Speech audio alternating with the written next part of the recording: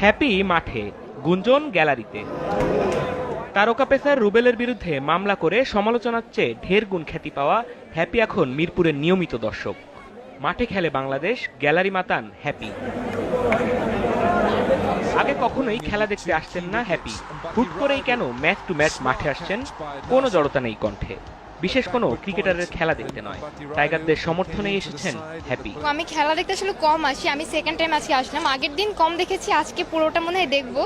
ভালো লাগছে আসলে, মানে বাংলাদেশ ইন্ডিয়ার খেলা এটা দেখার জন্য এসেছি, এখানে আর কোনো কিছু নেই।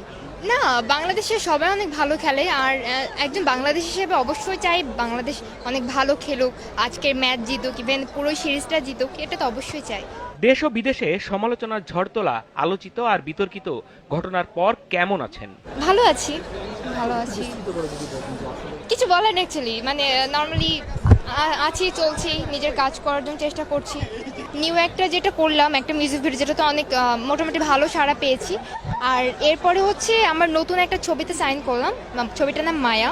খুব তাড়াতাড়ি শুরু হবে এটা। ব্যক্তিজীবন নিয়ে খোলামেলা আলাপে অবশ্য রুবেল ইস্যুতে কিছুই বলেননি উদীয়মান এই অভিনেত্রী। আমি কখনো বিয়ে করব না, এটা অনেক আগেই বলেছি, মানে ভিডিও ফুটেজ আপনার কাছে থাকবে।